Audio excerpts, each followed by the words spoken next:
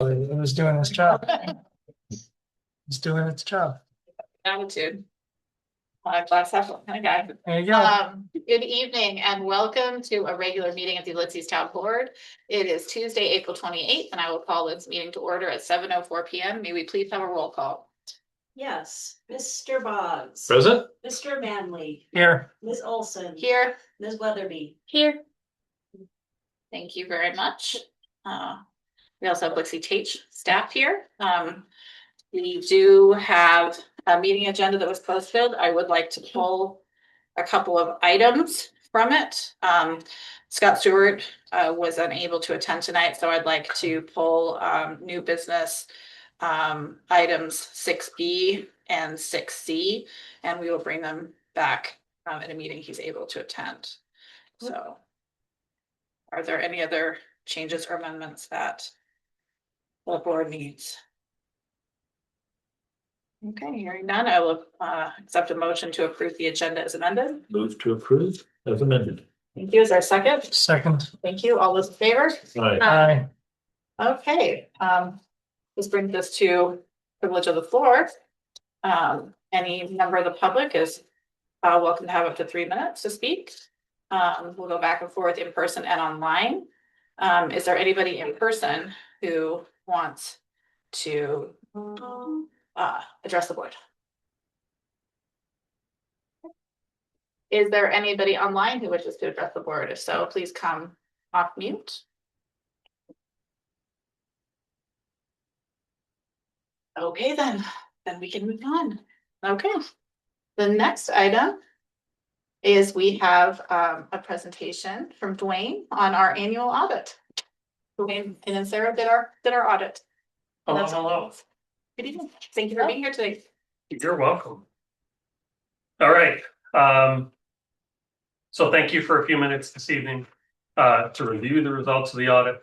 The reports that you have in front of you are in draft form. We still have a few loose ends to tie up on our end, but these numbers are not going to change from what you've got in front of you. I want to start by thanking Lexi, as always, wonderful, excellent help getting us everything we need when we need it so that we can move through and get everything done in a nice, quick, efficient way. So I'm going to talk mostly from the executive summary, which you all have copies of. We'll hit a couple of the highlights in the other reports that I'm going to talk about, mostly from the executive summary. Page 2 of the executive summary shows the different reports that we've issued. Sorry. Nope. It is in your packet. Yeah. A little further back in the packet, I think. Great. Page 3 of the packet. Oh, okay. Oh, you're fine. We're just trying to keep Okay. up with you. One thing, because I have somebody online trying to get on the Zoom call. She said the Zoom meeting might not have started yet. You're recording. For this presentation, Oh, wait. No. Come on, we're gonna give Dwayne his time. That's right. Wait. Okay. Right here. That's Roxanne. So Yes. Okay. Oh, there's people again. Is that who you were waiting? Maureen Foley. Oh, okay, that's fine. Roxanne said she had trouble trying to get on too. I'm not sure why. Okay. Is that a rainstorm blowing in our I way? mean, No, that's quite all right. Quite all right. So page 2 shows that the financial statements themselves, we're issuing a clean opinion. The technical term is unmodified opinion. Just means that we believe the financial statements are fairly stated, don't require any modifications.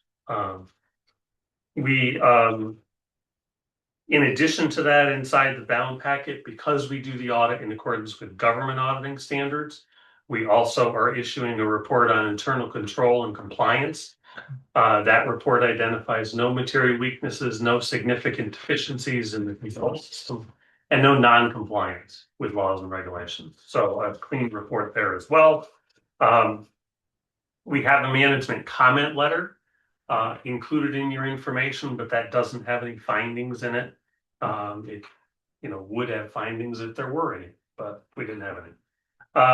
We also have, and I'm referring to page 3 in the executive summary, there's what we call a communication letter. So auditing standards require that certain aspects of the audit be communicated with you at the conclusion of the audit process. So there's a letter in your packet, mostly boilerplate language, nothing to be too concerned about in there. There is reference to one change in accounting standards, but something that had a very small impact on the financial statements. So beginning on page 4 of the executive summary. So page 4 and 5 are some nice pie charts. Page 4 shows you in very broad terms where the money comes from. And page 5 shows you in those same very broad terms where the money goes. I should note both of these pages aren't based on the fund structure. These are government wide. Okay, so there isn't, water fund, sewer fund. These are townwide pages. Not too much change from one year to the next. If you look at the two years, comparatively. In 2025, property taxes was a little bit smaller share of total revenue. Non-property tax, which is mostly sales tax, was also a little bit smaller. And capital grants was just a little bit larger. So not too much change there. And then on page 5, on the expense side, again, pretty much everything is within 1 or 2%. The only thing that changed more than 1%, the general governmental support category, was 4% less in 2025 compared to 2024. Okay. The next couple pages of the executive summary shows some trend information related to the general fund. If you look at page 6, you'll see that total assets in the general fund declined about $150,000 in total. Cash balance was a little bit less, and prepaid expenses was a little bit less. And if you look at the bottom of the page, you see that the liabilities declined by a larger number than what the assets declined by, mostly because the unearned revenue, which was the old ARPA funding, had been kind of hanging out there 23, 24, and then got spent during 25. So that number went to 0.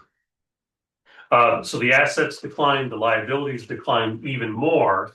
So the net effect of that is an increase in fund balance. And on page 7, you'll see total fund balance in the general fund went from $1,316,000 to $1,402,000. Bottom of page 7 shows the revenues in the general fund.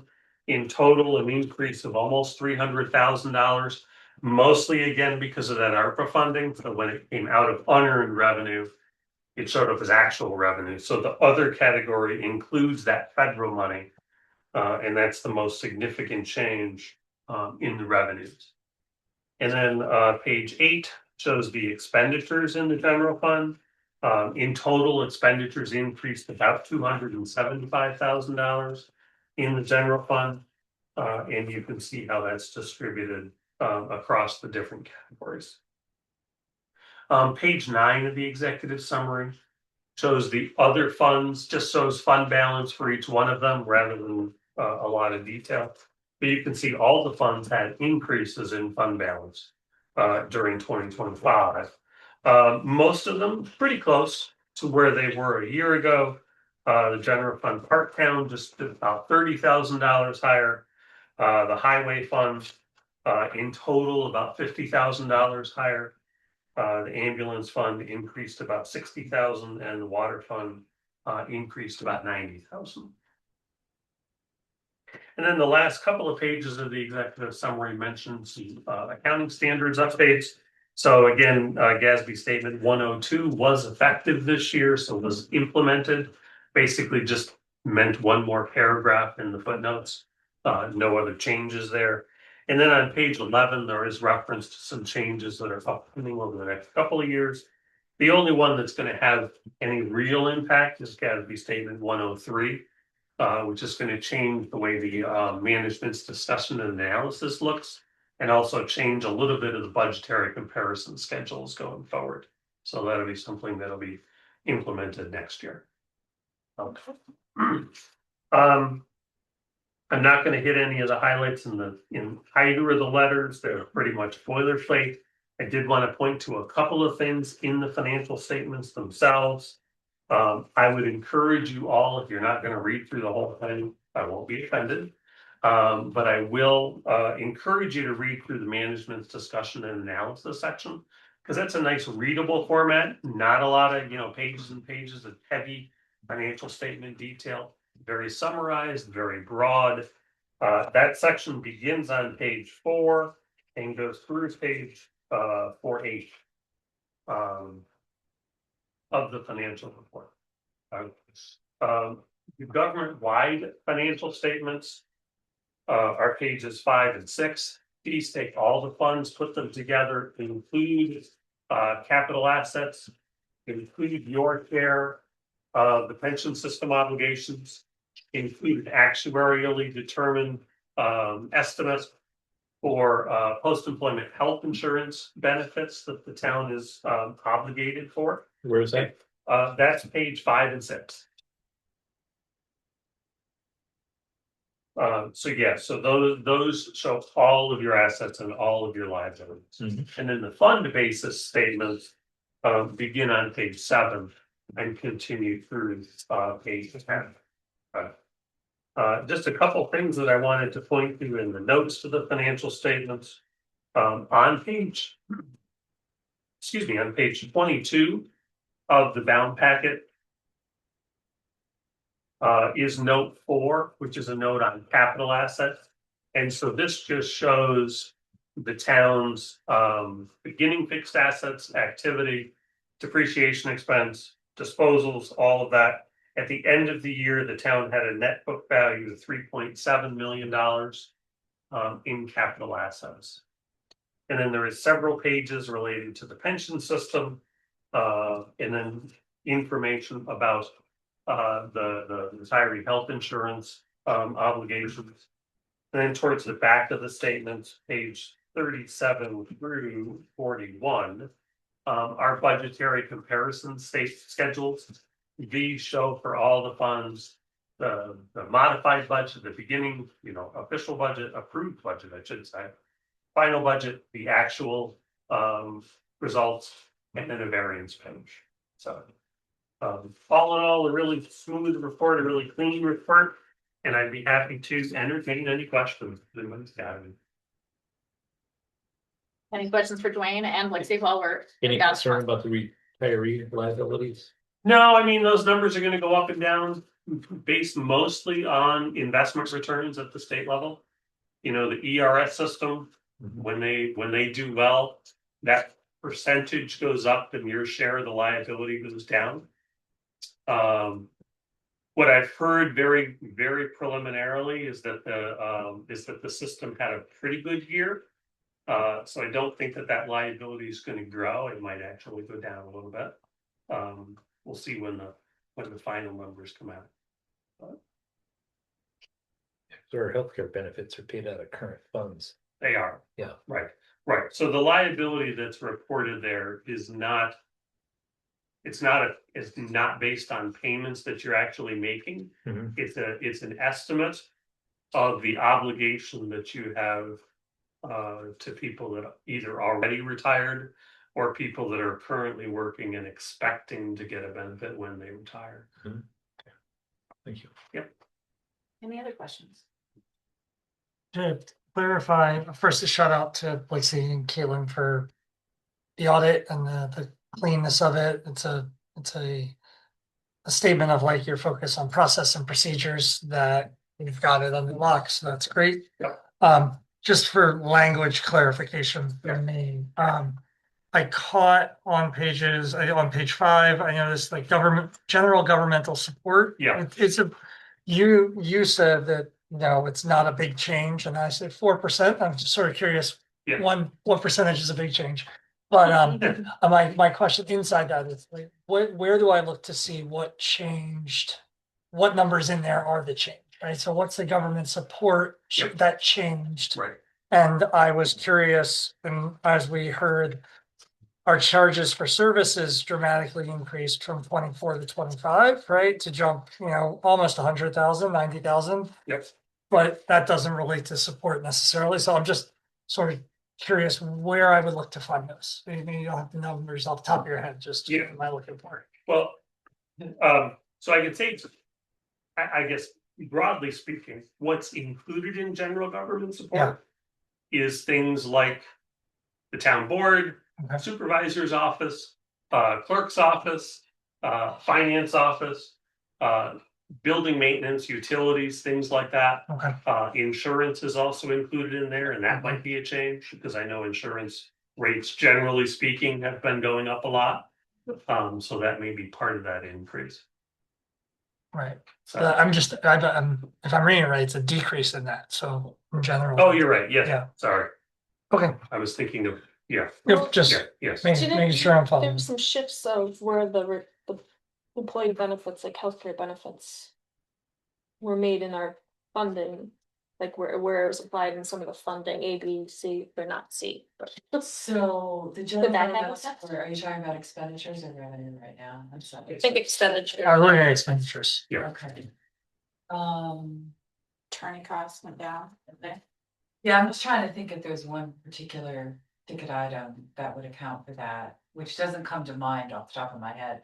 Although the charges for services that you mentioned, that has a lot to do with our building permits and Right, things right. like that. Yeah, that makes, I was able to find those, I was just, Yeah. it's, I'm still learning terminology and then what Yeah. falls under the terms, Yeah. so.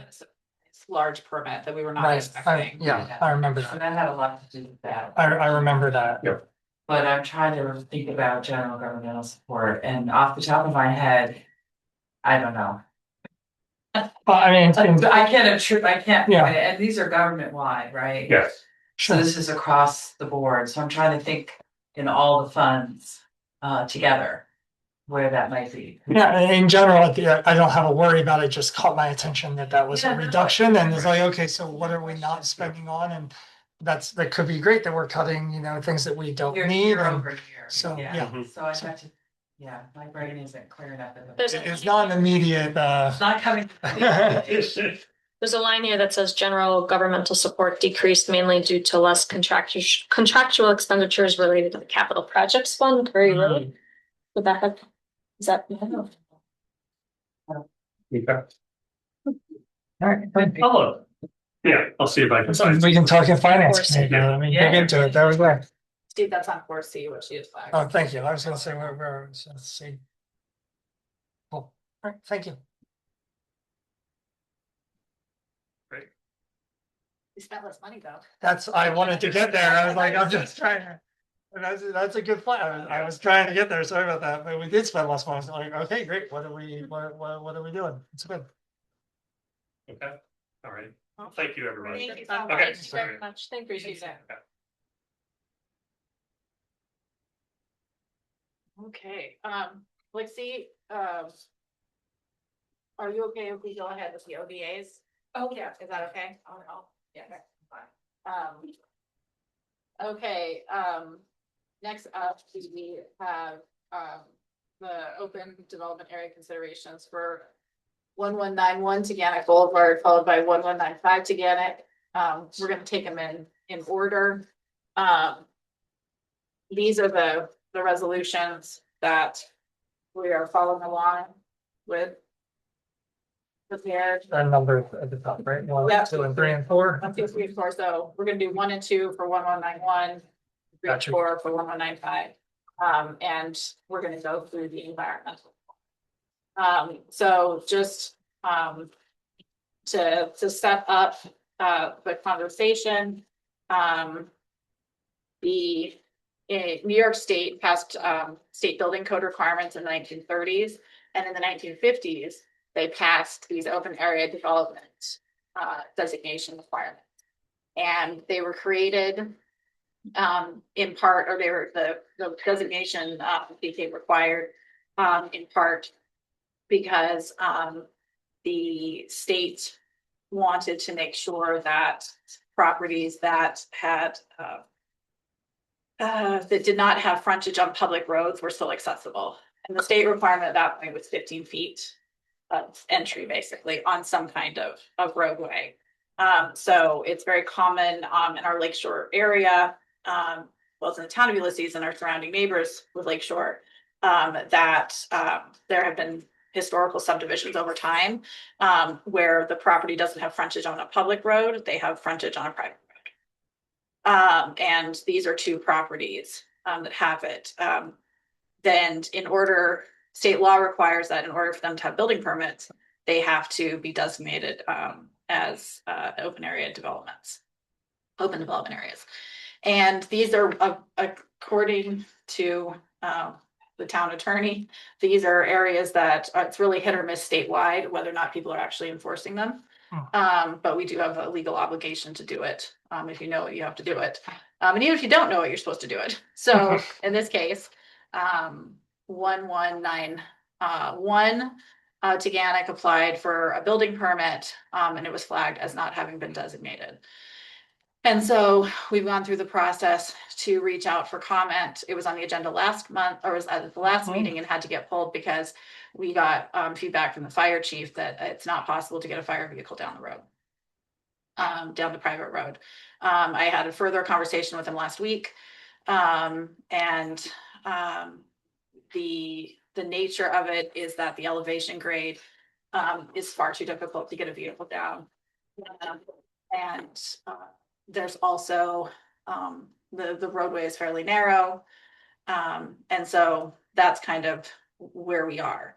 The other thing that we are in is that the properties, to the best of my knowledge, in Beacon, which is the real estate, the real property database that Tompkins County uses, that both of these properties date back to the 1920s. So they predate building code, they predate open area development. And so what these resolutions do is, the first resolution would go through the environmental impact, and we have the environmental paperwork to go through. And then the second one, and once we do one, it's the same language for the second one because the parcels are effectively identical in terms of the issues that they're confronting. There are restrictions that would be put on the property as a result of it. I just wanted to flag that before we get into the environmental. So the restrictions would be there would be no further subdivision of the property unless the planning board makes a determination that the access is sufficient for any future parcels. The right of way granting access to the parcels to remain in place because they have a right of way. Yes, access. The driveway to the parcel will have at least a 20-foot wide entrance and consist of asphalt, another hard surface or gravel that is sufficient to support the passage and weight of a 30-ton emergency vehicle. Any land disturbance within the open area development is subject to site plan approval by the planning board. Prior to site plan approval or the issuance of any building permit, the fire department or ambulance service providing coverage to the property shall be consulted as to whether the then presently maintained conditions of the right of way and driveway continue to provide suitable emergency service access in the event the fire department and or ambulance service fail to respond to such requests within 30 days of the request being made. Site plan approval and or the building permit as applicable may be issued. In the event the fire department and or ambulance service respond within such 30 days of the building, that the right of way or the driveway is applicable or not suitable, then the planning board or the building department is applicable shall condition the site plan approval or building permit on the property owner first bringing the right of way access and driveway into suitable condition for the passage and support of a 30-ton emergency vehicle as certified by an engineer, an engineer licensed by the state of New York. All future deeds and easements for all parcels within the open area development shall contain the following provision. The conveyance is made and accepted subject to the open area development conditions approved by the town board of the town of Ulysses on, and the date is today's date if it's approved today. And then a copy of that resolution has to be filed with by the applicant with Tompkins County Clerk's office. And all future deeds and easements as referenced shall be also reference the instrument number of this resolution. What was the significance of the fire chief saying that it wasn't accessible? One of the requirements that when we went through this review is to get feedback. The whole point of ODAs is essentially to make sure that they are reasonably accessible. And they flagged that it's not. So what did we do then? So, well, we put these limitations on it. Right, so because right now it's a 12-foot Mhm. entry, and Yeah. this requires them to have at least 20-foot wide entrance. to make it more accessible for fire truck to get down. So we're requiring modification, is that what I'm understanding, or? But it That's sounds, what I didn't understand what follows from that. No. that's what We're- it sounds like. We're asking them to do a little bit more work to make sure that it- We haven't received detailed comments as to what might need to be done to the driveway, so we're not really sure what's. Right. So. So when I talked to the town attorney, so this was a draft that was posted, when I talked to the town attorney further, basically what he was suggesting, and we can amend C specifically. Is to reduce it to the existing foot width, and I have it actually, I had stopped through it, go ahead and measure it for me. And maintain what it is there and allow them to get a building permit, and allows building permits to happen. But what we don't want to have happen is a situation where the property changes from how it is. It's one thing to get a building permit to replace an existing, to repair and replace in kind. It's another thing to build new. It's, and that's kind of what we're trying to avoid, is these types of developments happening in the future that are not accessible. So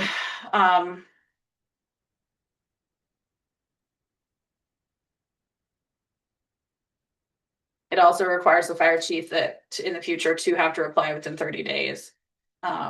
We actually went between two fire chiefs, so we were actually having to hound the new fire chief who didn't realize that this had landed on his plate because the previous fire chief had not responded. Yeah, because Caitlin, I was gonna ask that question. It seems like all the agencies were reached out to by Niels on March 5th. Mhm. And it seems like the 30-day window, at least for these applications, may already have passed. Is that correct?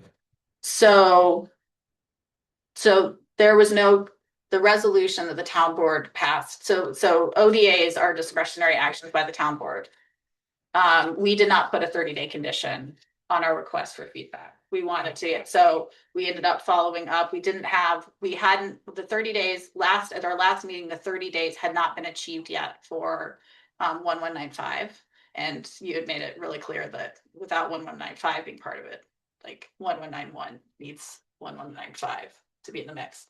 So, and then the day of the meeting, we received the word. The last meeting is when we heard from the fire chief. And so I ended up having a follow-up conversation with them. So,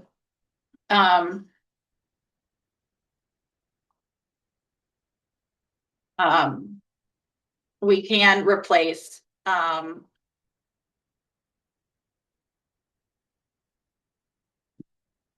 we can amend C basically to allow,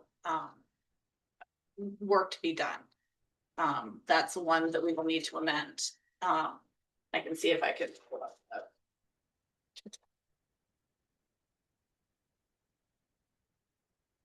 I guess my question on these conditions, and I think some of them make sense just to ensure that there's safe access to the site, but are all of these for the current work effort, or would they be for future work efforts? And is there a way we could be clear on, because I believe it's a drive, but this is the staircase. Staircase, yeah. So are these conditions all required before they get the building permit for the staircase, or is this for any additional work down the road where they might have additional alterations or after the staircase expansions? or something. Exactly. That's where I'm So not. they can always make emergency. There are ways to do emergency repair, Sure. always, regardless. So where we could pull this out is, and I think the logical place to pull it out is repairs that the code officer can approve without going to the planning board. That's a repair and replacement. Like, you don't go to the planning board because you want to replace your roof. You don't go to the planning board because you want to, repair your staircase. We could pull that out, specifically that the conditions of access are not. But if, for instance, they were eligible to build an entire another story and needed to go to planning board or needed to go to the board of zoning appeals, or they wanted to expand their footprint or things Then like you're that, saying this kicks in. Okay. then that would be something that kicks in. Okay. I think I'd be open to some amendment that kind of limits. I mean, like I said, we want to make sure it's safe. Right. We don't want anybody getting hurt because the fire department can't get down there. But yeah, building staircase, or redoing a staircase versus building another floor. Right. Are two different types of projects. Okay, so on average, Scott says that it's, 8 feet, the driveway's 8 feet 8 feet wide. wide? Yeah, Ouch. that's part of the challenge. Yeah.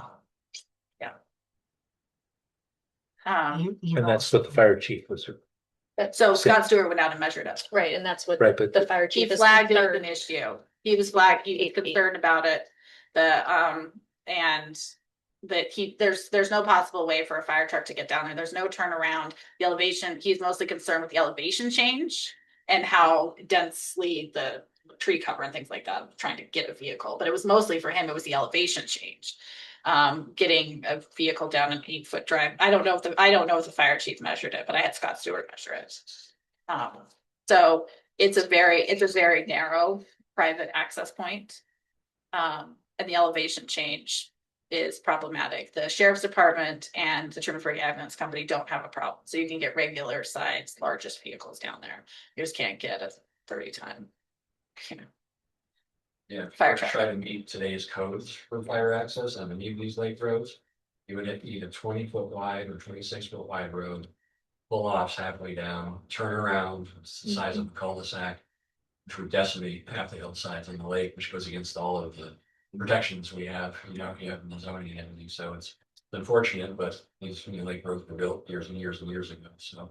Are they practical to improve the current standards and slopes, obviously, yeah. I mean, is that a risk just that property owners are aware of on the lake, that you might not be able to get a fire truck down there? It's the way it's been forever. Yeah, okay. Not changing anything from. Sure. I know. Been in place, yeah. I know, I have property on the lake and one of our units is not accessible in the same way yours is not. And our fire insurance is higher as a result of it. It's most likely it will just burn. Unfortunately, there's no way to get response to it. Because even if there was a fireboat, the delay in getting to a situation where they could be handled. Yeah. So I'm gonna suggest a couple of tweaks.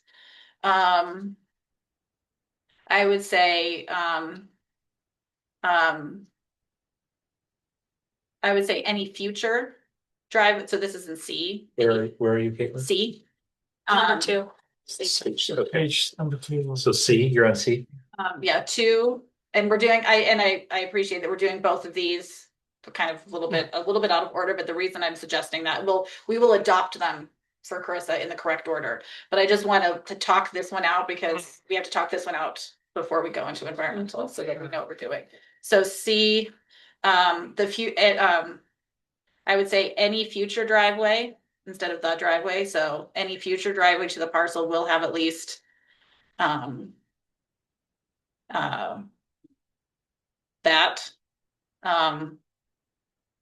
So if there's a change that does happen in the future. Question, I'm just noting that given what we heard from the fire chief, C doesn't solve the problem, right? Like they have an elevation. It meets some codes of what I'm hearing, right? The 20 feet but it doesn't solve the elevation problem of even if the road looked like this, or the entryway, that truck still can't get down that This elevation. is the right? elevation change. I'm just asking, like, is this? May I interject something? This is Maureen Foley. I'm a property owner for 1191. Yep. I'm wondering, why they wouldn't be able to use the yacht club. We're right next door to the yacht club and that has a beautiful wide driveway down and a flat lot and there's only 2 houses between us and the yacht club. Is that a reasonable thing to assume they might be able to pull there if there's an emergency? So the way things typically go in an emergency is it's your address that goes down and they're responding to that physical address. So if potentially yes, but emergency plans aren't usually predicated on accessing someone else's property in order to get to a different person's property. So yes, in theory that could work. In practicality, the emergency is going to show up at your address, right? And so first responders go to that address. I mean, that's why you have the green numbering in front of So, not a bad idea. I'm not saying that couldn't happen, but that's procedurally, that's not typical, I guess. Okay. Thank you. Yeah, absolutely. I'm not opposed to like the amendments that we're proposing and holding, allowing this to move forward, recognizing, and in the future that may never occur. Just asking the question, like, if this amendment doesn't resolve the problem generally, then Right, but we it's not my area. So, of expertise. so there's a word change that we can make that I think would make the huge difference, and the word is may. So an E. So if they're going before the planning board, so the end of paragraph E, 4 lines up, there's a shall. And it should, Yes. if it changed to may, I think that makes a difference. Yes. If we have that, do we need C?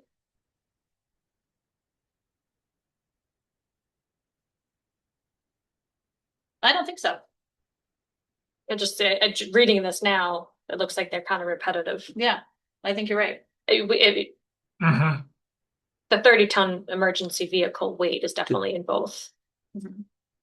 And certified. Well, the other one doesn't have certified. Suitable condition for passage and support, right? Did the TFD give us a letter or was that just all verbal? No, they gave us a letter. There was an email. Yeah, that I circulated. Yeah. And the fire chief actually provided a lot more information about the parcels themselves, but it wasn't actually applicable to what we're doing. So I think the may would help. It's still, to your point, it's not going to solve the full problem, but it might help out, at least make it a little easier or more accessible for a truck to get closer. I mean, if there's still a steep topographic change, then they still might not be able to get there, but maybe there'll be something in the future. Maybe we'll have a Public water. public water, or we'll have a boat. Vehicle. Yeah. Or we'll have a boat or a smaller vehicle. Who knows Yeah, what I might think a happen. smaller vehicle is accessible there.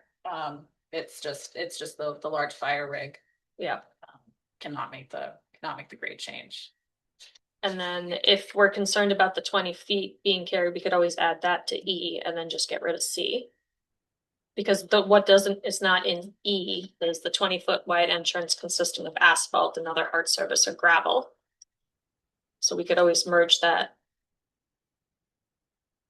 Where would you suggest adding that?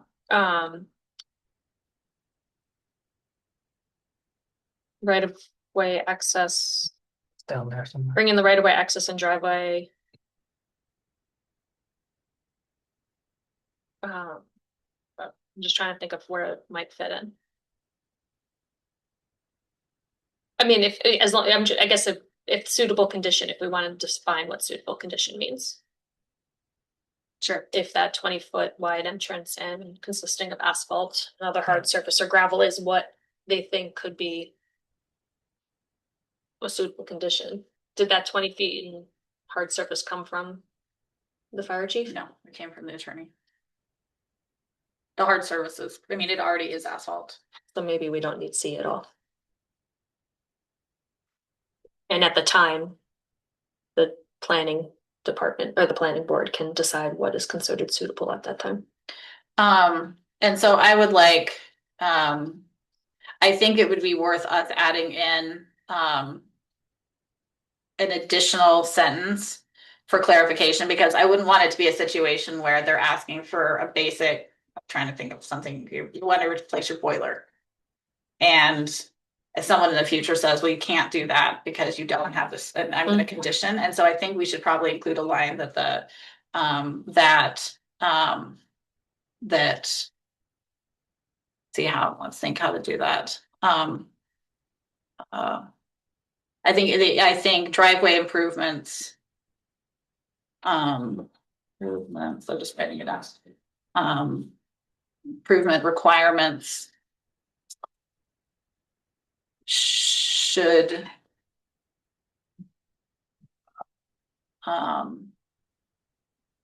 only be triggered by maybe expansion of the existing footprint with living space.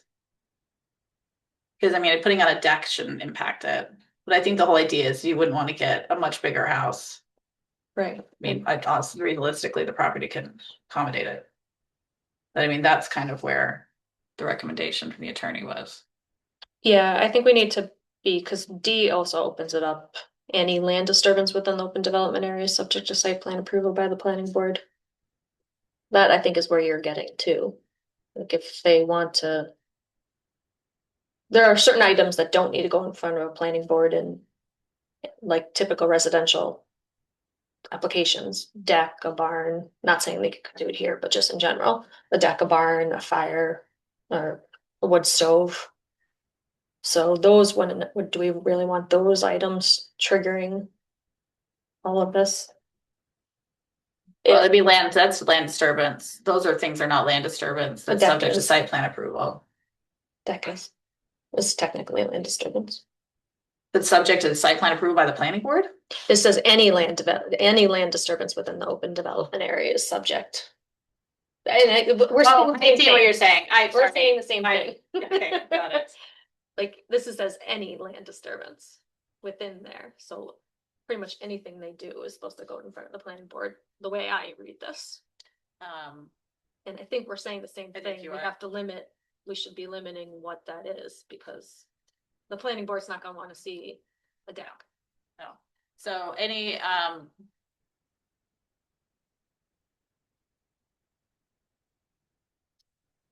I think that we could just strike that, because if it's land disturbance, it would be subject to planning board for any property. It should go before the planning board, but they shouldn't be having to go for everything to the planning board. Yeah, Does that make sense? that's what I'm concerned. that Yeah, This is I would gonna be a strike rabbit that. hole down into, Yeah, I would strike that, because I mean, if it's land disturbance that any other property owner can do without going to planning board, then I feel like they should still be entitled to do that. yeah, I mean, there's a special thing about being an open development area. In that there's some additional considerations that probably should be taken, but.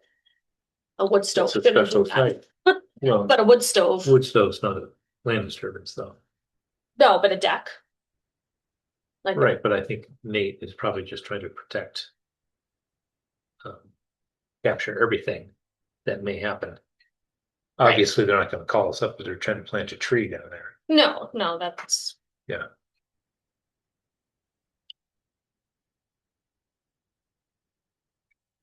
Do we solve that problem? I agree. I think it feels really, any land disturbance is very, very broad. Is it, if you remove the is and make that a may, since we're replacing everything with may right now? Maybe subject, Someone would have to make that call of whether it has to go to planning Right. board and Okay. identifying who would be that. okay, In this one, in E, the may. is the job, building is the department. jobs, is the, yeah, Yeah, that the makes building department, yep. or the planning board, so we're giving somebody like discretion to yep, do that makes that. sense. I think E covers everything. I think E covers C and D. Especially if you work here 20 feet wide or, So prior to the site plan approval and or issuance of any building permit.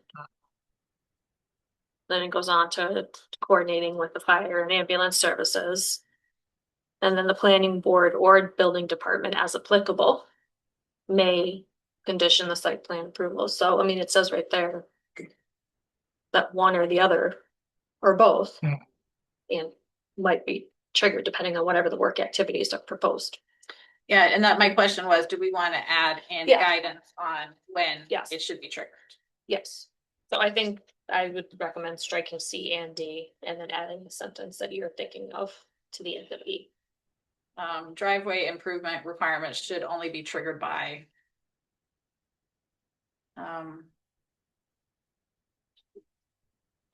Site plan approval. Doesn't C go against what the fire department requested? If you strike it, E has the part about the 30-ton emergency Yeah. vehicle part. Down at the bottom. If I recall, the fire department did not specify a 20-foot wide entrance. They just said that it, as present, it's not accessible. Mhm. So the end of E talks about the right-of-way access into suitable condition for the passage and support of a 30-ton emergency vehicle, which is what they're concerned about. They can't get down there now. Mhm. So we have that in E.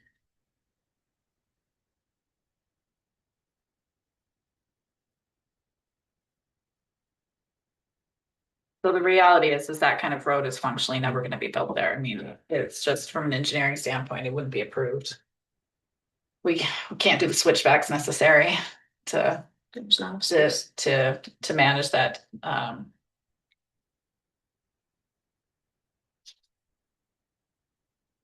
But I mean. Well, and maybe that's on our current conditions. I mean, you had Nate write this up, right? I did, but he's never been to the site and Right. this, I haven't either, so I'm kind of flying blind here, so I have to really defer to Nate because he's the attorney and puts the language in here that, with the expertise that he has. Yeah, but I don't think by striking C or D, it's removing anything because it's duplicative of what's in E. The way I'm I think reading if they it. can build their stairs, if we can accept this and build their stairs. Yeah. Right? And then if anything future happens, right? Another floor, they do footer drains or whatever they decide to do, then this would be triggered. Right. This doesn't seem too onerous as it's written. well, no, but under the current language, they couldn't do their stair. That's Right. the whole point. That's why the may instead of shall. So you're saying they can't do their stairs? Yes, they can't do As their stairs currently as this is currently written. So that's why I'm recommending the may. So right now it's saying that. Yeah. That they have to make these changes to the driveway in order to do it. And.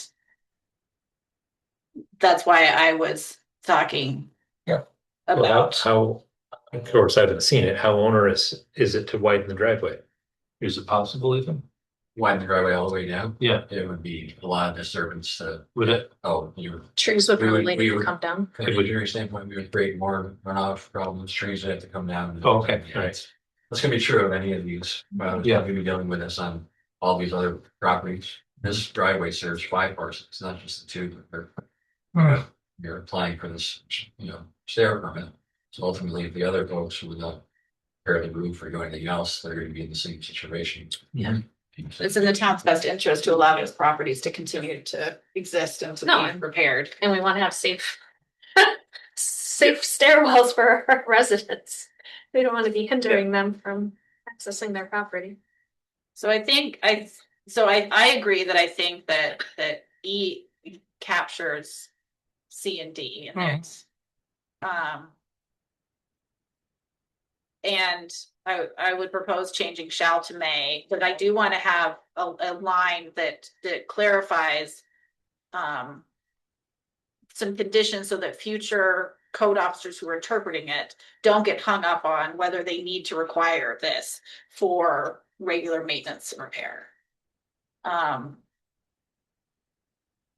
So I would say, actually, maybe that's what it is to say. Yeah. You just said it, Regular maintenance,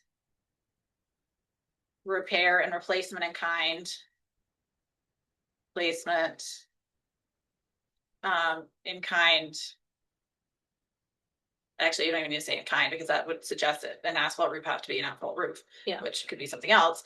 Regular repair, regular maintenance, repair, and replacement of existing features shall not trigger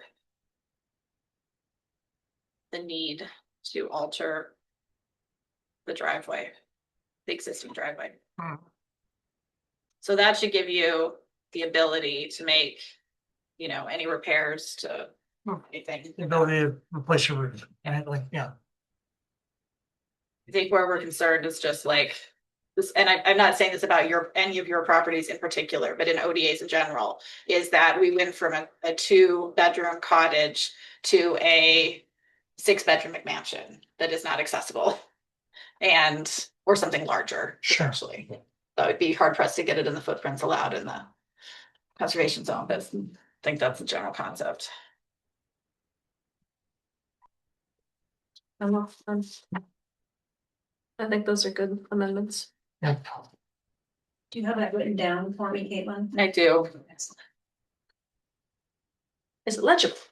It is to me. Galen has a version of it now. Regular maintenance. I'm gonna read it into aloud and then, so everybody knows what it is, and then I will give you my copy. Regular maintenance, repair and replacement of existing features shall not trigger the need to alter the existing highway. Yes.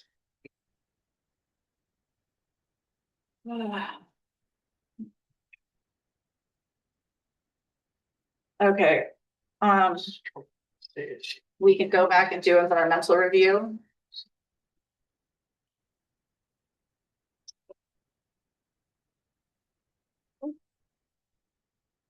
Okay, so you have your handy dandy 1191.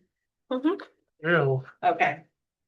So for this one, we directed we directed me to, who then directed Niels to, put together part one.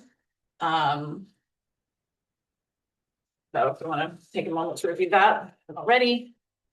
And we can move on, and we need to review part two.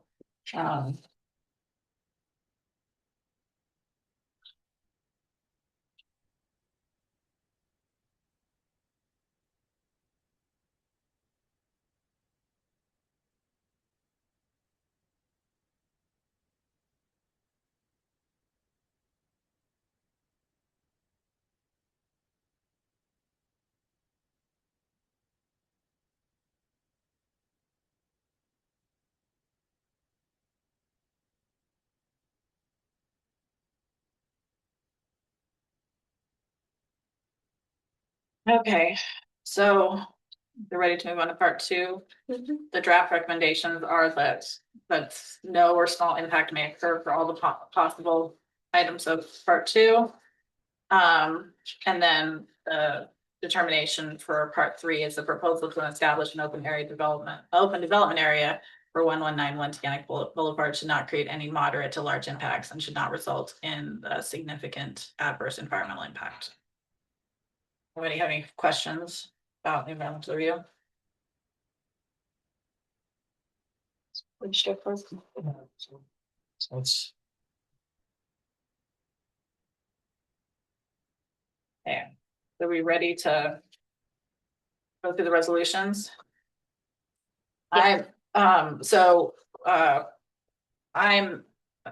amending the resolution, or I'm suggesting amending of, and we crossed it out, is instead of embedding the dates for each of these letters, they actually are part of the record. So the dates of when we got feedback from the town planning board, these were all in the packet. And okay. we have all these letters, they're actually going to be included with this resolution, Okay. so that it becomes just an encapsulated part of the public record. And that's why it says, receive public comments regarding the proposed action as follows, and then it actually says that in the next resolution. It says in the same town board received comments regarding the proposed action, all of which are hereby incorporated by reference. So those are going to be permanently attached to this resolution. One other, just, I don't know if we need to make this now, but Tom needs to get removed from the voting. Yeah, I did. Yeah, that's Nate did it. Sorry, it was, I'm sure. This That's might might be in the minutes. Okay. Good catch. Okay, so, go ahead. Are you ready? Yeah, I was just gonna say that this relates to the first resolution. Now therefore be a resolved for the town board of the town of Ulysses, based on the review and findings above, hereby determines that the proposed action is an unlisted action and will not result in any significant adverse environmental impacts, and a negative declaration of environmental significance is hereby issued in accordance with Article 8 of the Environmental Conservation Law. And I'm not gonna read the act of that. And be it further resolved, the town supervisor or their designee is hereby authorized and directed to sign the secret negative declaration and to take all steps necessary to file and distribute the strict determinations required by law. And be it further resolved that this resolution takes effect immediately. So I will move that. Is it a second? Second. Any discussion on the environmental side? This one's moved and seconded as written. As amended, so it's just with these changes. Oh, Yeah, it's already marked on here.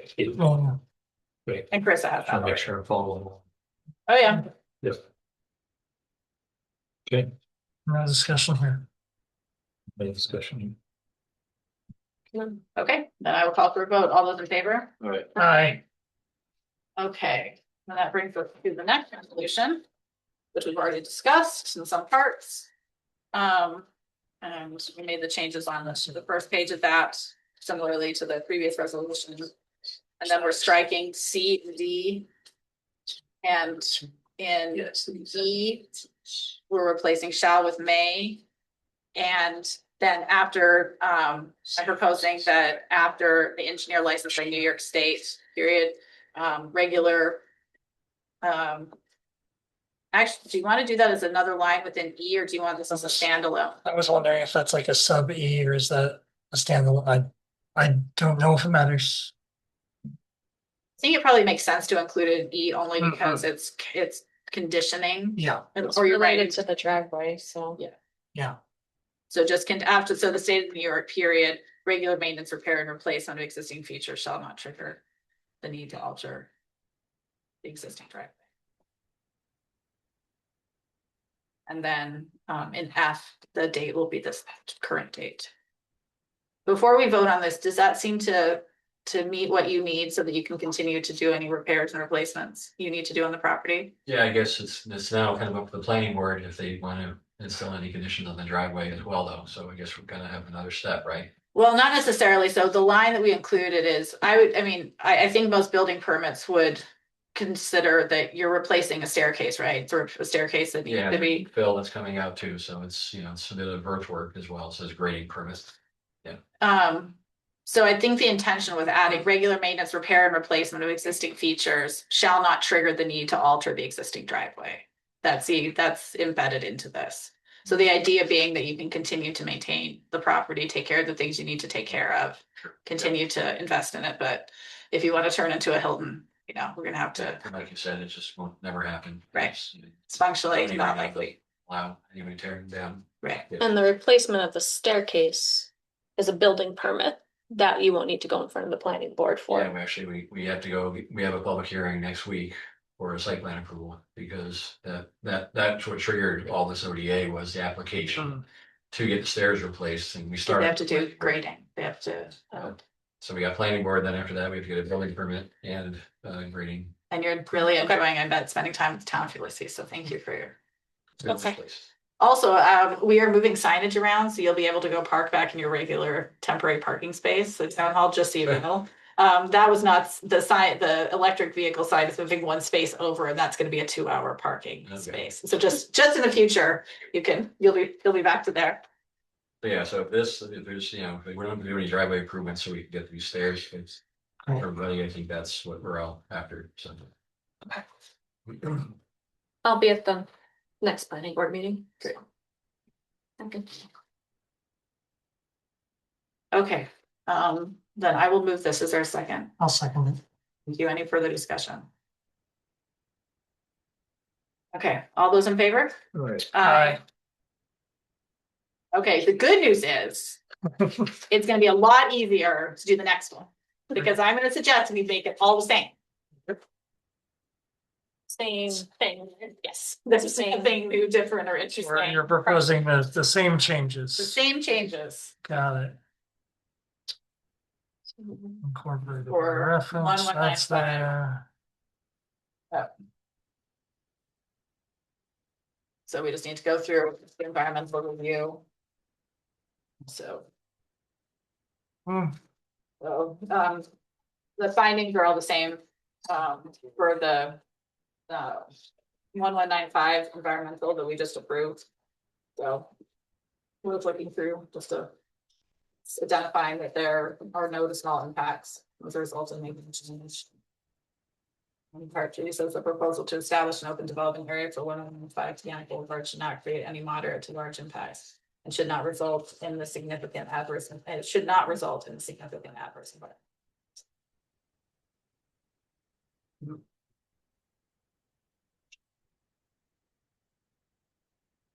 Anything you want to talk about in the environmental section? And I'm gonna suggest we move through that resolution. Oh.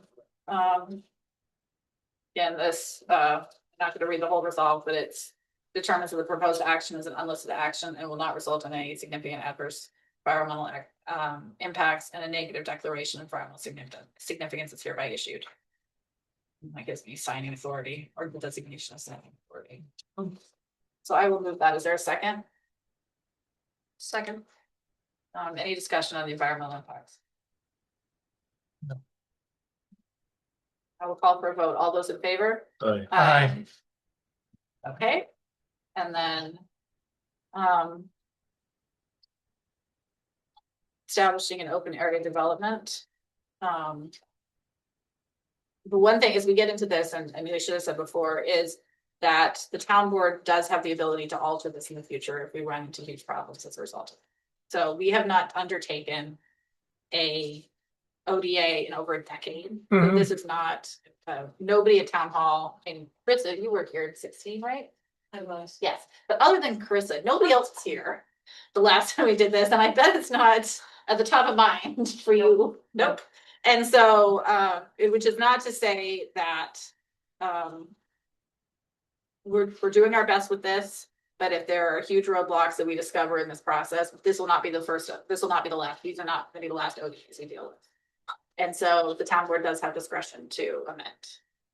This is, like I said, this is a, I believe we could amend the flexibility of the restrictions. On previously approved ODAs, not the process, or which one are you talking about amending? Our process of doing this, or retroactively going back and saying this ODA that we're passing or I may pass believe, right now? that's my understanding, we could amend an ODA, an existing ODA in the future and reduce some of the restrictions that we previously So required. this Because this is not property long. comes back, because this ODA is assigned to this property, and the one we just approved was Yep, assigned to that yep. property. And if they need to do something different, they can come and petition for us to reconsider. Because ODAs, like I said, are discretionary acts Sure. and they're not local laws. Got it. So So we have some flexibility if they come back.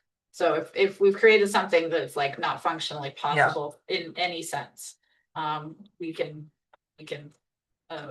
fix it, would be the ideal. Okay. So. But we're trying to get it right the first time.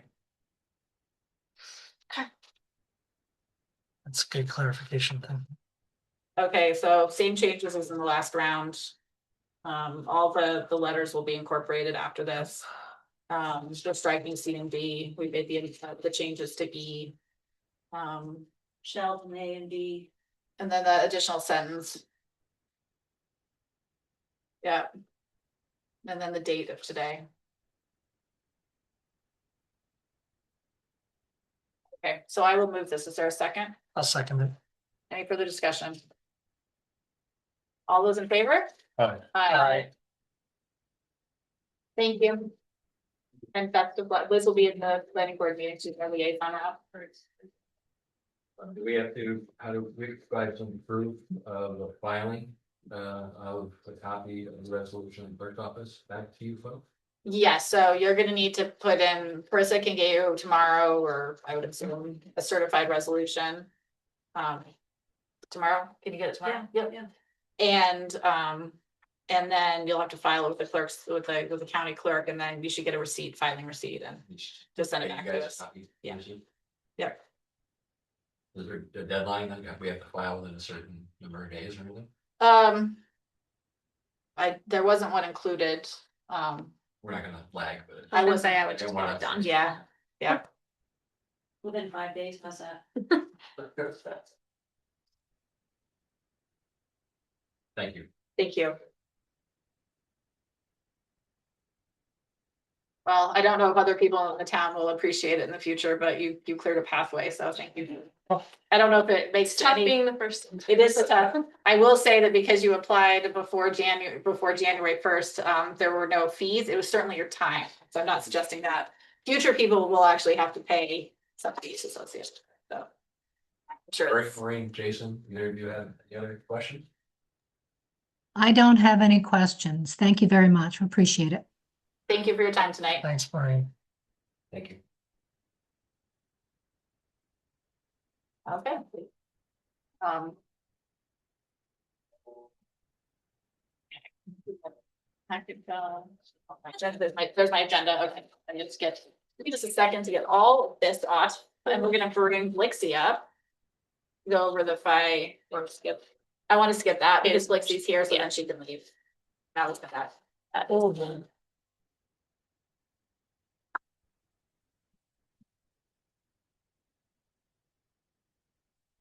think you all have this in the packet. I didn't realize that when I said of it. Oh.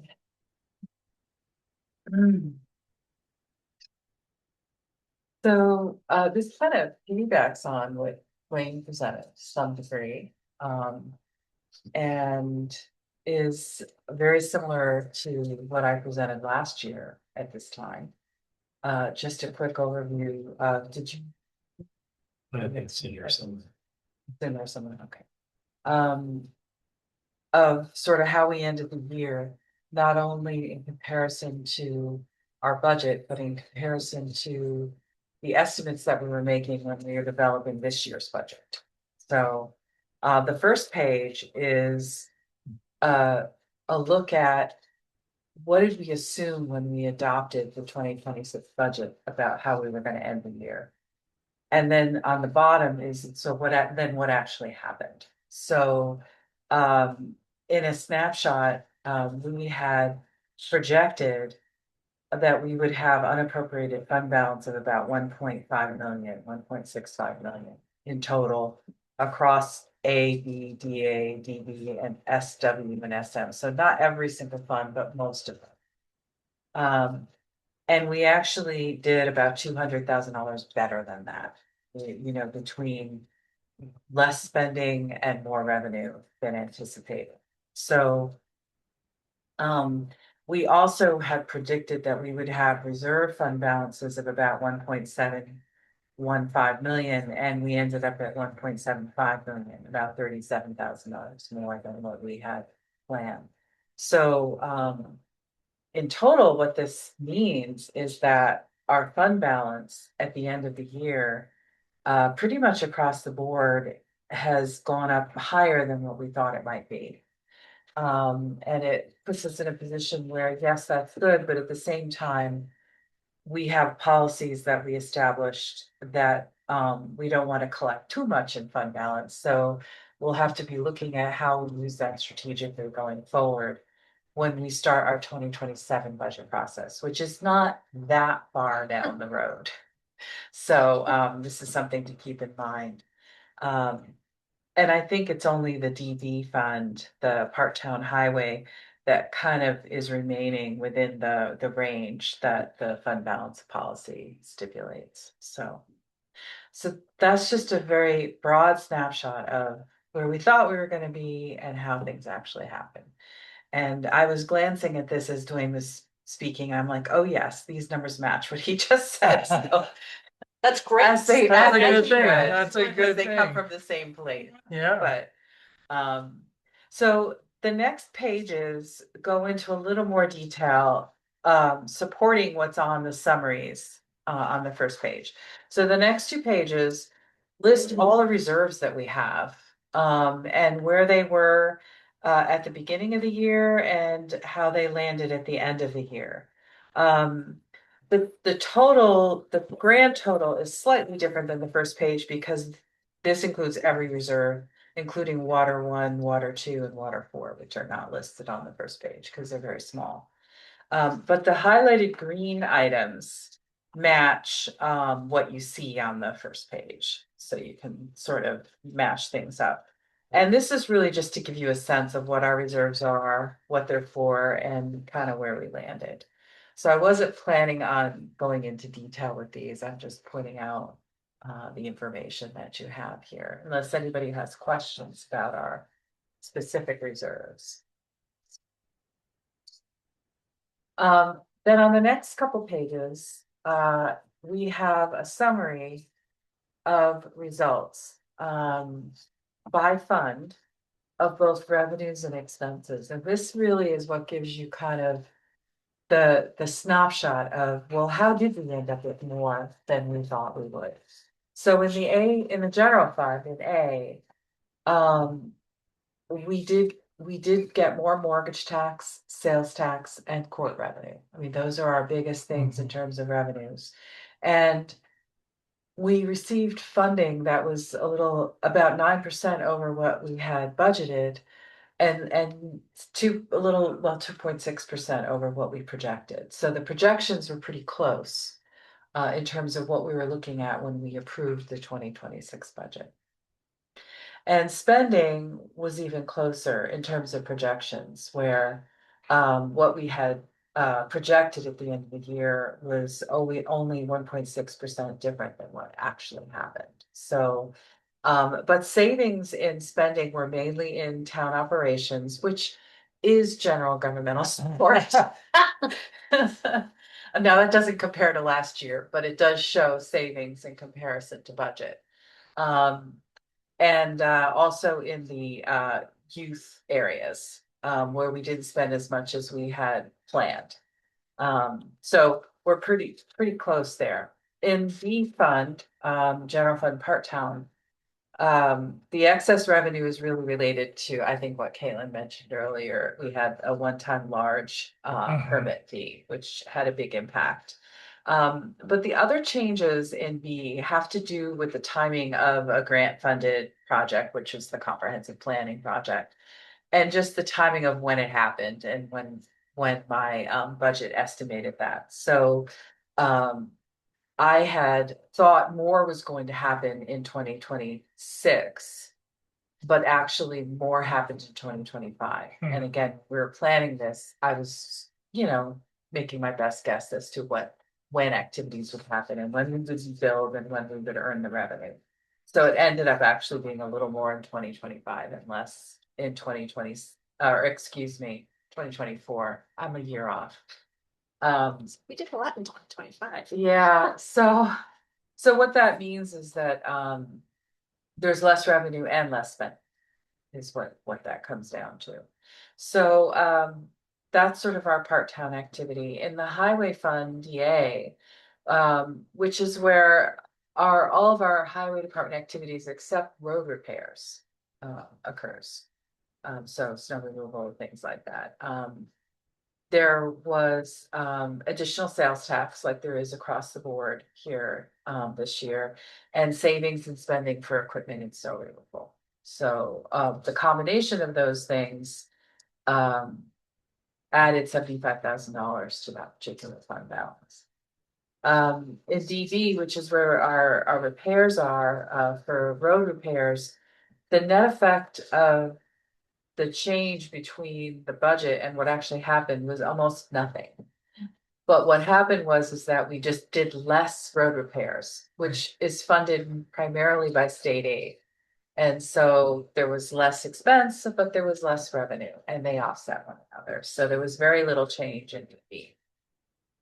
In the Water District 3, again, the projected revenues were very close, and as were the budgeted revenues. But we did have some excess revenue due to interest income in particular. And we did have savings in spending compared to budget because we had planned for some possible legal or engineering costs that did not happen. So that's where we had savings in spending compared to budget. And lastly, the ambulance district is listed because we received revenues for 2025 that way exceeded my estimates because it all came in fact, after the end of the year while the audit was happening. So there was some verification of records and some other activities that occurred, and the village gave us some funding that I wasn't anticipating. And so it was all related to 2025, so it all got recorded appropriately. And so what I had thought was going to be $80,000 in revenue turned out to be $130,000, which is great for our ambulance district funding. But it also means we're going to have to try to get a better handle on what to expect going forward with our new billing company and how that's working in order to properly plan for next year's budget. So that's change is really because of the the change in the billing system. I do you don't think? know. I don't know. Might not know for another full 12-month cycle, right? Like. It's hard to See what comes say. in February of 27. Sort of the additional payment we received that I wasn't planning on was actually related to the prior billing company and some reconciliations that were being done, I think. So anyway, I think we're just gonna continue to try to work on this and get data and get access to the information so that we can track it more closely, but it's gonna be hard to predict, I think. I think 130,000 is a very high number. If I've done some historical analysis, and I don't think there's any years in the last 5 to 7 years that were that high, except one where there was some audit of activity and some additional revenue was received. So it's a very high number compared to our historical averages. So I'm not sure what that means. Sure what that means. But anyhow, I know that's a critical area where getting additional revenue would make a big difference. So and then the last 2 pages, which I'm not going to go into in detail, are just for your curiosity. It's actually more detail of all the summarized data. It's all of the revenues and the expenditures by category for each fund, and some changes in comparisons to budget, comparisons to projections, and some comments there about either the nature of the activity or why it may have been variances may have been larger than we anticipated. So that is a very quick overview. But and I do look forward to when Scott is available presenting our capital equipment plan, because part of that plan also takes into consideration the fact that we do have fund balance in DA that can be planfully used to support future purchases by looking at how we can use that over time to offset costs, as opposed to, again, fund balance, you can only use it once. So, Right. and we don't want to accumulate numbers that are too big, but at the same time, we want to use it planfully for things that are like one-time purchase type items. So but anyway, that's something we'll talk about when Scott's available to say more about his equipment needs for the highway department. That's what I've got, unless folks have more questions or you would like more information about anything. I'm happy to. I like the breakdown that you provided here. The details. Mhm. Thank you for that.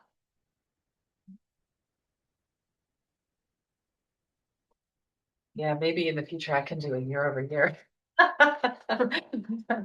Which I have looked at that closely, unfortunately, for tonight, so I don't really have those numbers in my head. Last week, Lixie pulled some numbers. I had a journalist reach out to me who had watched the state of the town and wanted to talk about ambulance service in particular. And I think not tonight, but I think it would be good to have you back for a conversation about ambulance costs, because ambulance costs to the town have gone up 67% in a decade.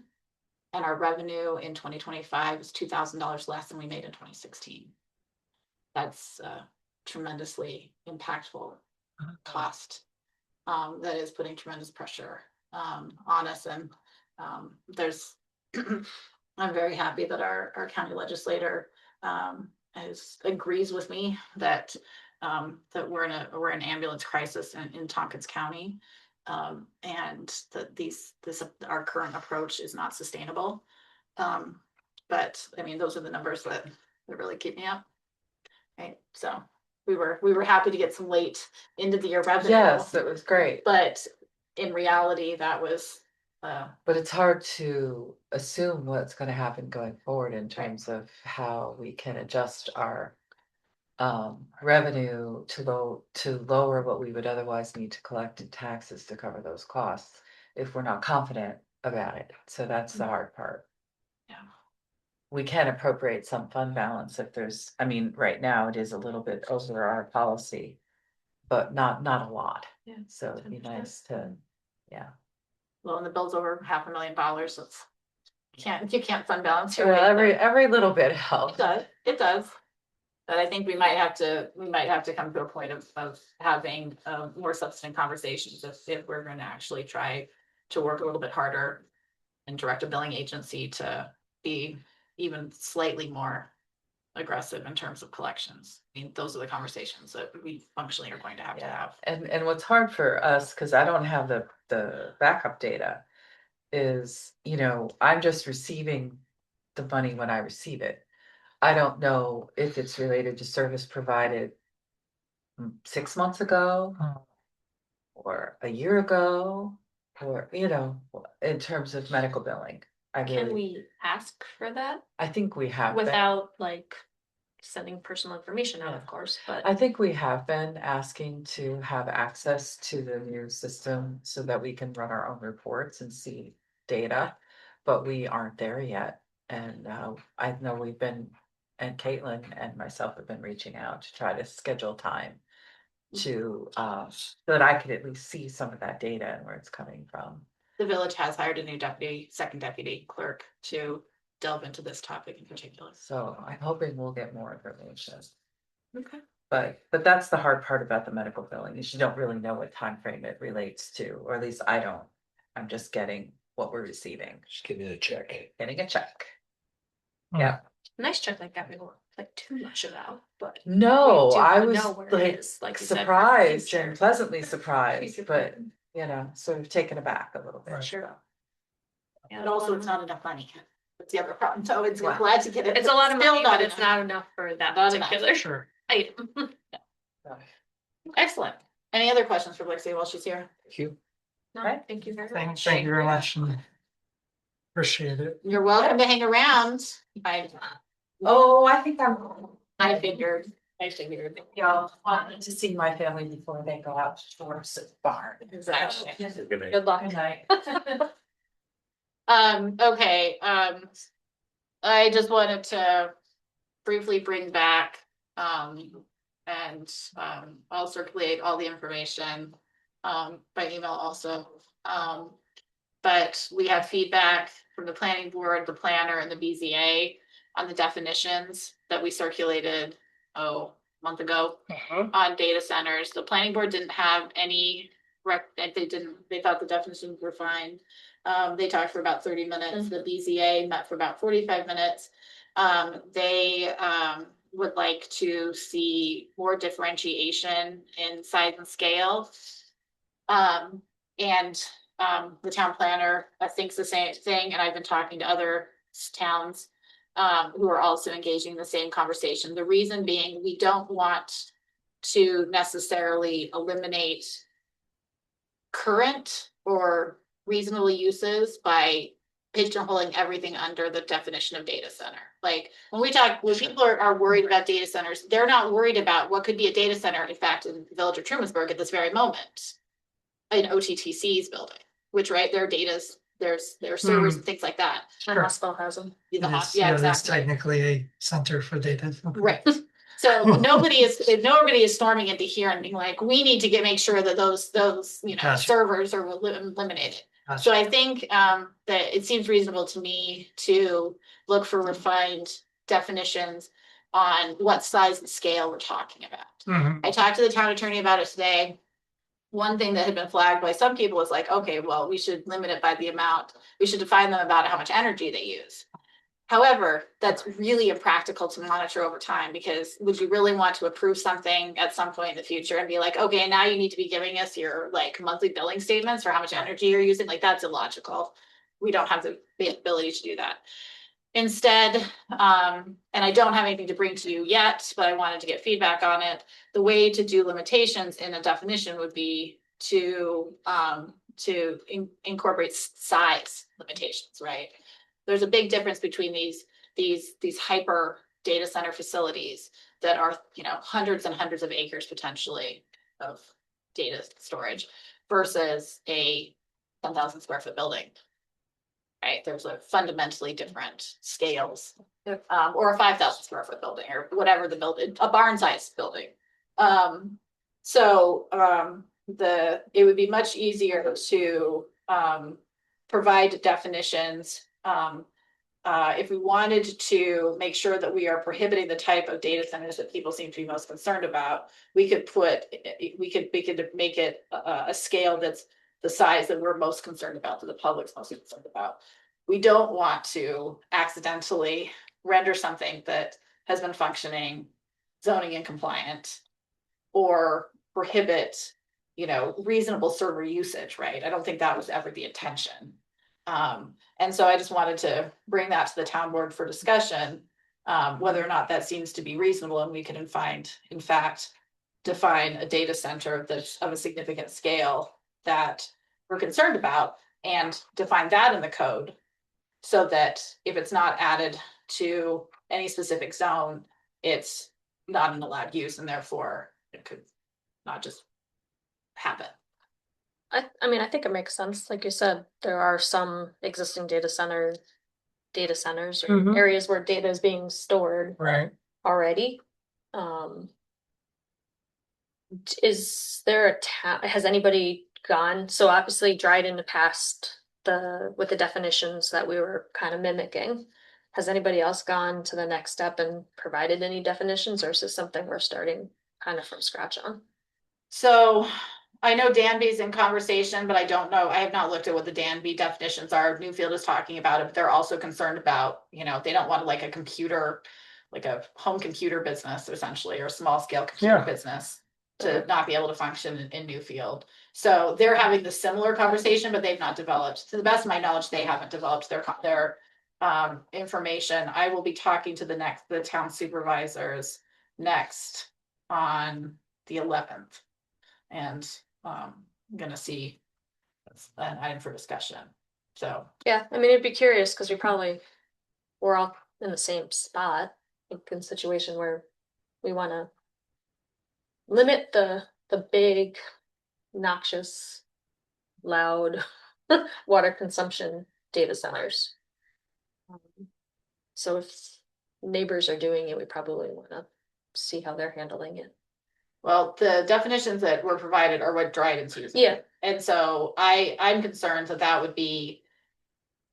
that's not actually solving the problem. I mean, it probably solves the problem we're trying to solve, but it probably creates problems that we're not trying to create. So I think that theirs is overly, simplistic might not be the right word, but too narrow in its. Paints a brush on everything. Right. As opposed to the ones that we don't want, like you said. Right. Okay. Good. Yeah, that was the feedback Steve had provided me too after the BZA meeting. Yeah. They were just looking at some additional definitions, or defining what we're looking at and thinking about more clearly. Right. So, I mean, I think there's plenty of good information about if we want to avoid the hyper-sized scale, the large scale ones. I mean, I think that if I had to hazard a guess, and I said this before, I think that we're going in the direction that New York State's gonna create regulations. And in the same way with solar, is that local governments control solar up to a certain wattage, kilowatt, 20 megawatts. And then above that, it's state regulation and overrides home rule. So the state gets to have the final say. We're at a phase of the world, right, where if you're streaming anything, if you're using cloud for anything, your stuff's going through these. So but I don't want them to show up in Ulysses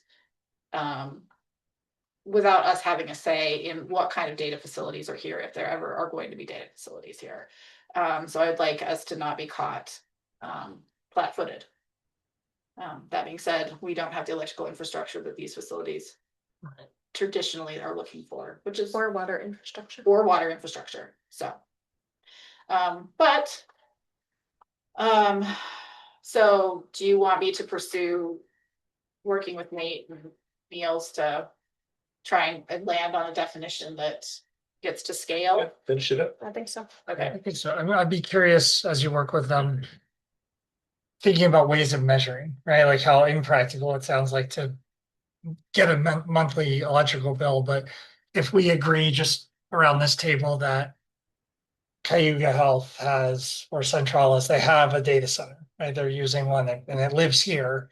I wonder what data points they have that are reasonable and manageable. Like, that could be a jumping point for your targeted and then How much space is it? OTTC, like how much space is it? How much, again, we don't want to ask about electrical monthly, but or what, I don't know what those numbers are, but we know they're here.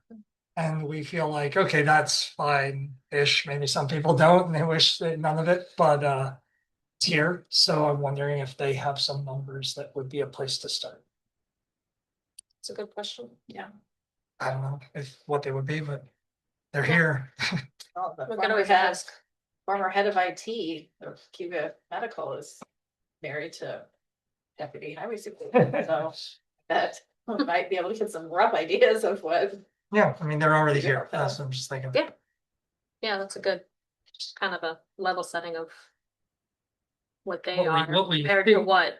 What we hadn't been thinking, but we're actually okay with, right? Yeah. Like, as we say, we don't want any of it, but there's one right there, like we Yeah. can see. Right. So, and I don't want them to be zoned out of. No, you don't want that. Like, you know, because that's stupid also. It's, Right. so I think looking at a pathway where we effectively block the larger scale. Yeah. portion. Yeah, And then, and in this case, I also think that it's important that we're focusing on definitions now. The community has not had a conversation about these in any substantive way about if Mhm. there's an appropriate location for a zone. sure. And that's, I think, a future conversation during the zoning process. Ideally, we could have done it during the comp plan, but it didn't line up. Yeah. I wondered also, are these things, they're getting larger, but the technology is getting smaller, so there's more of, or that's its own challenge, like we limit the size and this thing can come in because 10 years from now, it's 3 times smaller than what it is now. But if it's 3 times smaller, do you mind that it's here? Right, no, I That's- and think that there's makes a Some lot, people that are proposing them in barns. So Right. you wouldn't even know. It Exactly. looks like a barn. I think out that's in the what middle of Lexie's the field. doing chores on. I know for a fact that they keep an hour on sometimes, so I don't know if they're the best, although it does have some of those high voltage lines. So, No, I think Yeah, it's yeah. appropriate to look into this. Okay, that makes a lot of sense. so we will take and revise those definitions based on some. And I was just gonna reiterate too, that like, I think it's good to know, what size and scale is Mhm. necessary for those facilities. But we're like, zoning is a land use control, so we're gonna need to use land use metrics to manage it. So Got for what that's worth, but you can require it to go through a special permit that would require it going through, and I'm talking about if the town was ever amenable to small scale. Sure. You could make it as a special permit where it would have to go through the planning board. And so they're gonna, you're gonna, where's the consistent water coming from? Right, Right, right. like, that's why we need noise code. It is so impossible to do noise codes. Don't even, Do what? No. Noise codes. codes. they are virtually impossible to enforce. But for projects like that, you can. Because you have to make them do modeling.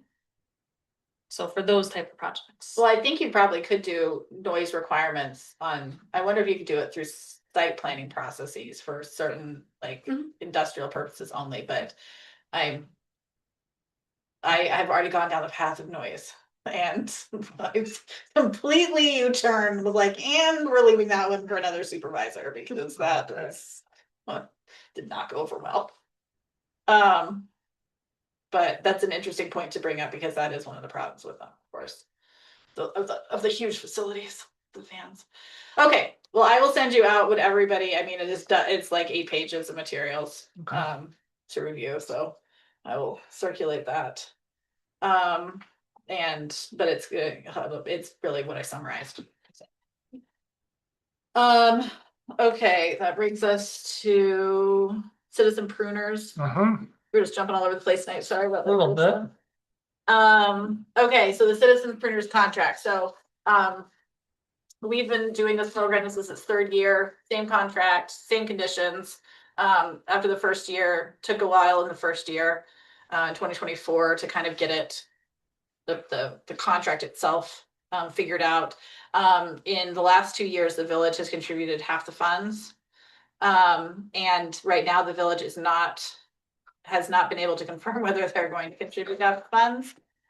So this contract was written so that we can approve it, and if the village doesn't go forward with it, it costs us $12.25. If the village does go forward with it, it still costs us $12.25. But the village will pay us $12.25, and then we will pay the check for $24.50. So Okay.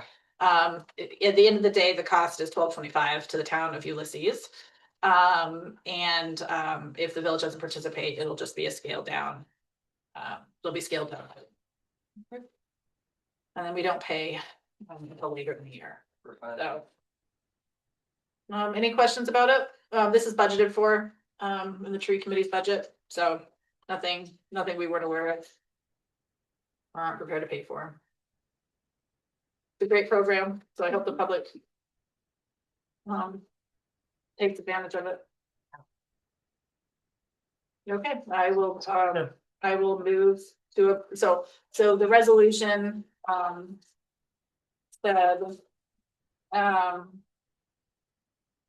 yep, we approve the contract and authorize the speed sign, so. Yep. Okay, so I'll move that. Is there a second? Second. Thank you. Any further discussion? All those in favor? Aye. Thank you. This coming weekend is truly, I can't say it, so I'm sorry. We just do. Yep, still can't do it, but it's our local Earth Care Day. It'll be at the Village Farmers Market, at 10. And it's also the Jacksonville Community Association. It was in my newsletter. I included both of them. You did a good job. And Jacksonville starts at, the community park starts at 9:00, and the joint one with the village starts the farmers market at 10. Yeah, I think we heard you can do your whole day. You The do your last whole day. time we had a 9 start and then a 10 and then And something. staggered endings. And Exactly. so Exactly. you could make your whole day. Your whole day.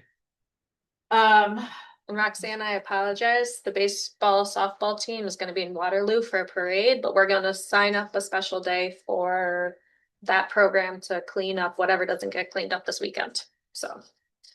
And I'm volunteering on that one because I'm going to be in Tonawanda for a soccer game followed by softball In Waterloo. in Waterloo.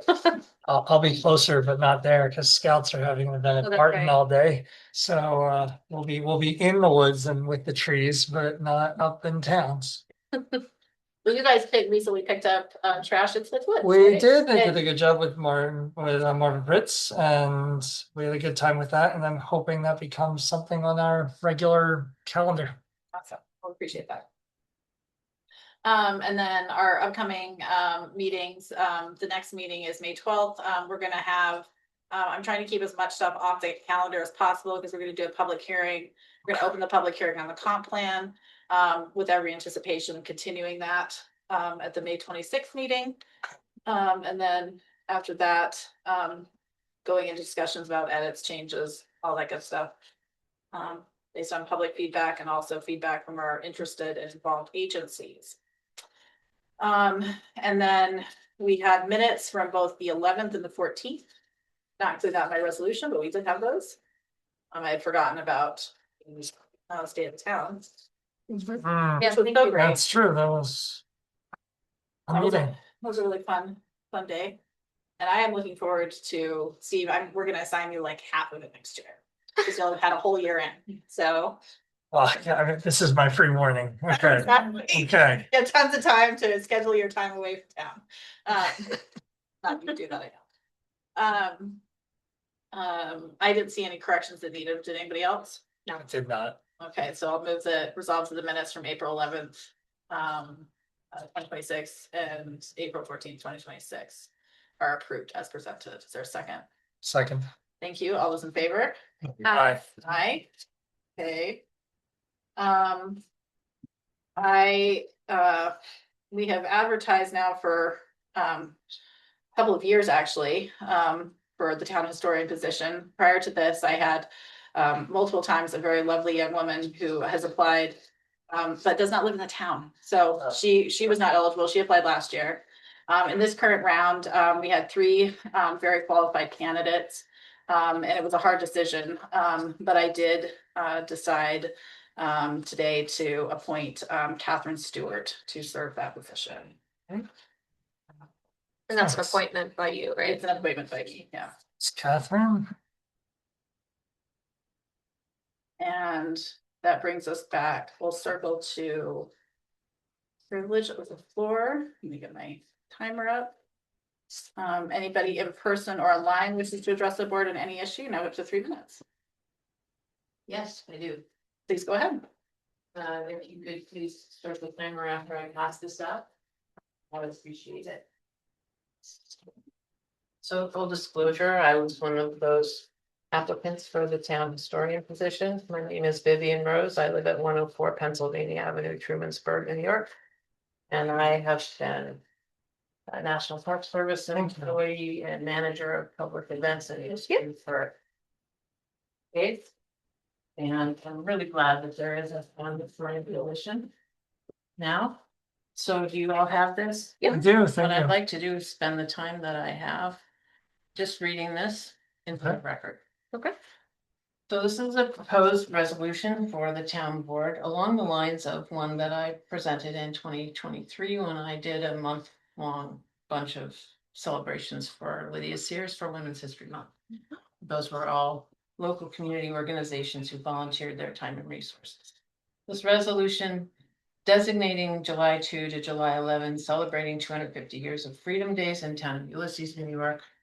Whereas delegates to the Second Continental Congress from 12 colonies voted to dissolve political bands with Great Britain on July 2, 1776, with New York delegates abstaining, and whereas delegates to the Second Continental Congress from 12 colonies voted to approve the Declaration of Independence and ordered it printed and dispersed on July 4, 1776, with New York delegates abstaining, and whereas the Declaration of Independence was printed overnight with two names, John Hancock, President of Congress, and Charles Thompson, Secretary by John Dunlap, and ready for sending on July 5 and 6, 1776, and whereas General in Chief George Washington received the Declaration of Independence and ordered it read to Continental Army brigades in New York City on July 9, 1776, and whereas the New York Provincial Assembly approved the Declaration of Independence and ordered it read and dispersed to New York State locales on July 11, 1776. Notice that's New York State. And whereas John Adams, delegate from Massachusetts Bay Colony and one of the committee of five who drafted the Declaration of Independence, wrote to his wife Abigail on July 3, 1776, that the second day of July will be the most memorable epoch in the history of America, and not to believe that it will be celebrated by succeeding generations as the great anniversary festival.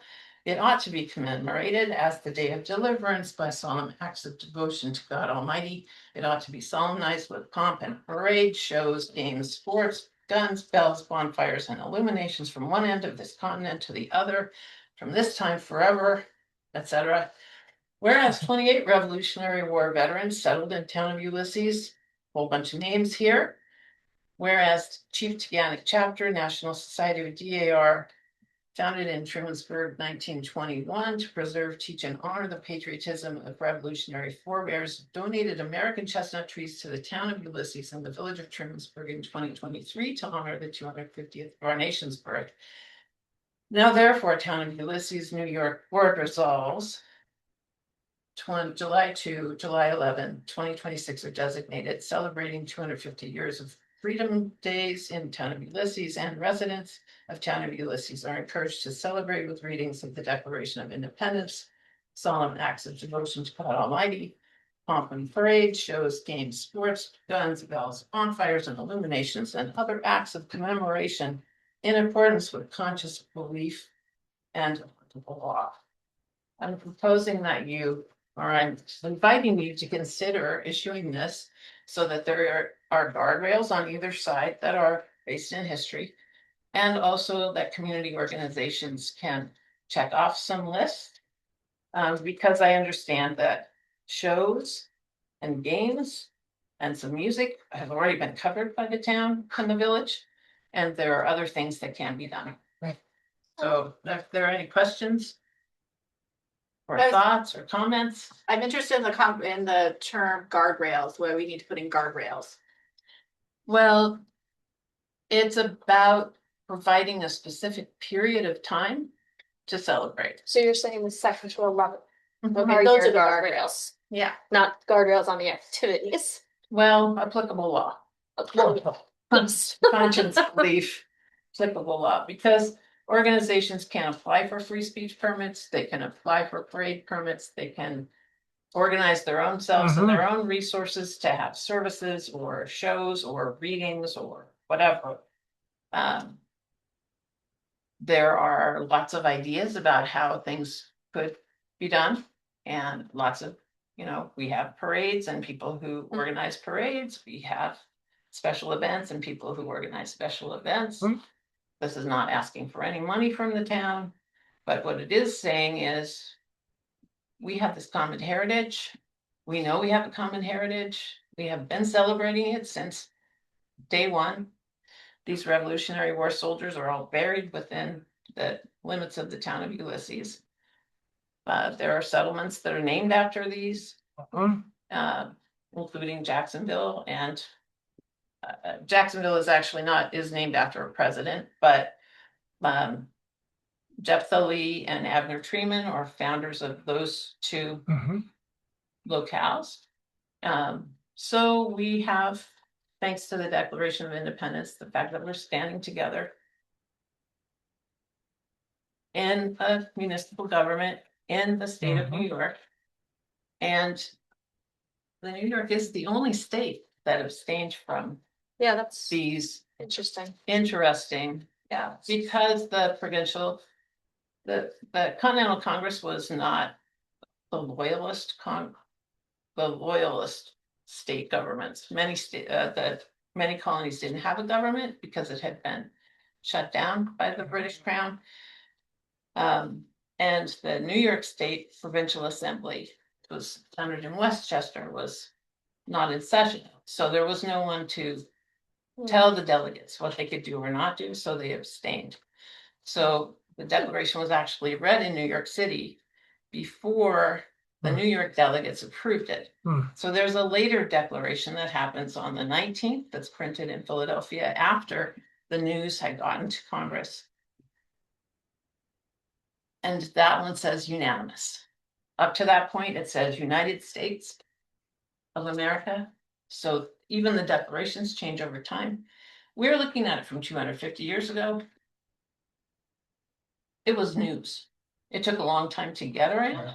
It took a long time to get moved to each organization. And because many people didn't have access to newspapers, how a lot of people learned about it was by having it read to them.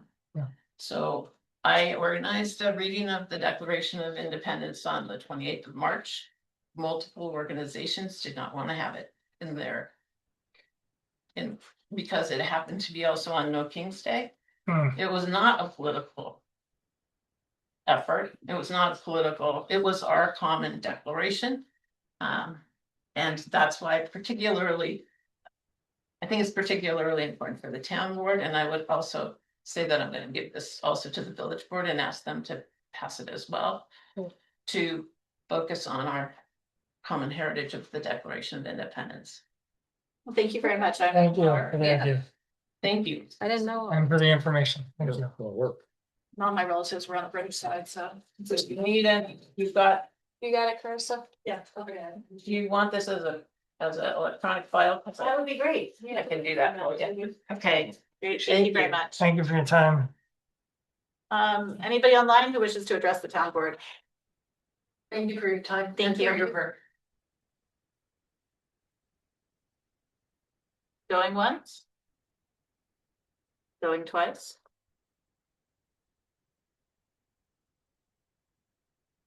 Anybody want to move to adjourn? We don't wanna wait till 9, just a nice round number. Nope, we should. motion to do you adjourn. have to? Did you move to? I'll move adjourn? to adjourn. Is there a second? Second, thank you. Stand adjourned. All right, thanks, everybody. I know more about the chestnut trees.